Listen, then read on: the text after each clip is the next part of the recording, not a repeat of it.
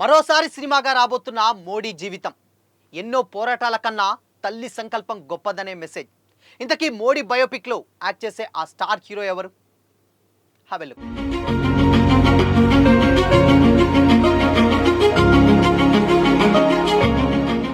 Hi, hello, welcome to Disha TV. Indian సినిమాల్లో biopic సినిమాలకు ఎప్పుడైనా సరే మంచి ఆదరణ ఉంటుంది.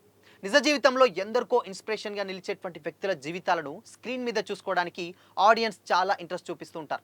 ఇప్పటికే అనేక మంది సినీ రాజకీయ ప్రముఖులు అండ్ స్పోర్ట్స్ మ్యాన్ యొక్క జీవిత కథలతో సినిమాలు చాలా వచ్చాయి. ఎమోషన్స్, కమర్షియల్ ఎలిమెంట్స్ కలబోసి పర్ఫెక్ట్గా తీసినటువంటి సినిమాలు సక్సెస్లు సాధించగా, డాక్యుమెంటరీ తరహాలో తీసినటువంటి బయోపిక్స్ మాత్రం నిరాశపరిచాయి. అయితే ప్రధాని నరేంద్ర మోదీ లైఫ్ స్టోరీని బిగ్ స్క్రీన్ మీదకి తీసుకొస్తున్నారు. భారతదేశ ప్రధానమంత్రి నరేంద్ర మోదీ జీవితం ఆధారంగా ఓ సినిమా కూడా రాబోతుంది. మోదీ పుట్టినరోజు సందర్భంగా ఈ మూవీని అఫీషియల్గా అనౌన్స్ చేశారు. అనౌన్స్మెంట్తో పాటుగా ప్రీ లుక్ పోస్టర్ కూడా రిలీజ్ చేశారు. మోదీ బయోపిక్కి మా వందే అనే టైటిల్ కూడా ఫిక్స్ చేశారు. దీనికి the anthem of a mother అనే ట్యాగ్ కూడా లైన్ కూడా పెట్టారు.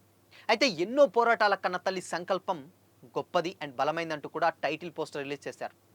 భారత ప్రధానిగా మోదీ బాధ్యతలు స్వీకరిస్తున్నట్లుగా డిజైన్ చేసినటువంటి ఈ పోస్టర్ బ్యాక్గ్రాఫ్లో పార్లమెంటు కూడా మనం గమనించవచ్చు. అయితే మా వందే సినిమాలో star casting, top technicians part అవుతున్నారు.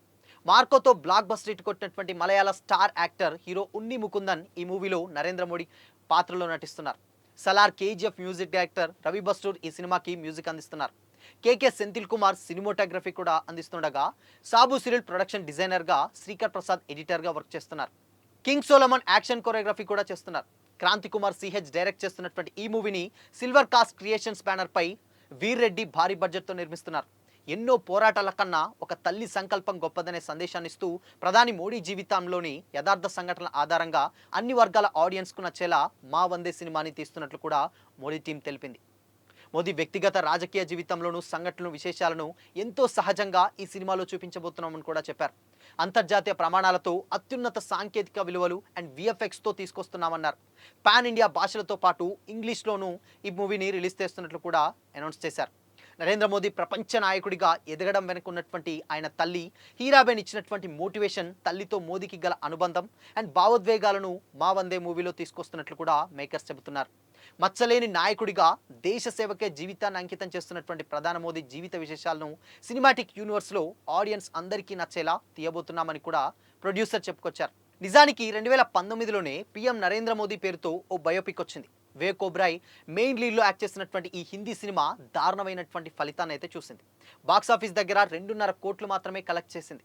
మరి ఇప్పుడు ఈ టాలీవుడ్ మేకర్స్ తీస్తున్నటువంటి మోదీ బయోపిక్ ఎలాంటి రిజల్ట్ అందుకుంటుందో చూడాలి. ఎందుకంటే గతంలో తీసినటువంటి సినిమా డెఫినెట్గా ఎంతో ఎక్స్పెక్టేషన్స్తో వచ్చినా బట్ చాలా వరకు ఆ సినిమాని ఎందుకు ఆడియన్స్ తీసుకోలేకపోయారు.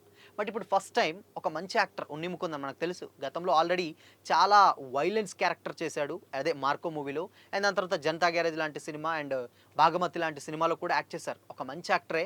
బట్ ఇది ఎంతవరకు ఆడియన్స్కి కనెక్ట్ అవుతుంది అనేది తెలియదు. బట్ బయోపిక్లు డెఫినెట్గా సక్సెస్ అవుతాయి. లేటెస్ట్గా గతంలో రిలీజ్ అయినటువంటి ఎంఎస్ ధోని బయోపిక్ కూడా చాలా చాలా బాగా సక్సెస్ అయింది. అండ్ ఇంకొన్ని సినిమాలు కూడా అద్భుతంగా సక్సెస్ అయినాయి. బట్ మోడీని ఆల్రెడీ ఒకసారి తీస్తే అది ఫెయిల్ అయింది. బట్ ఇప్పుడు మరి తెలుగు వాళ్ళు తీసేటువంటి ఈ మూవీ ఎంతవరకు సక్సెస్ అవుతుంది అనేది అయితే తెలియదు. కానీ బట్ దీంట్లో డెఫినెట్గా జీవిత కథలు అంటే చాలా కల్పితాలు ఉంటాయి. అండ్ దాని తర్వాత సినిమా లిబర్టీని వాడుకునేటువంటి ఇన్సిడెంట్స్ కూడా మనం చాలానే చూస్తుంటాం.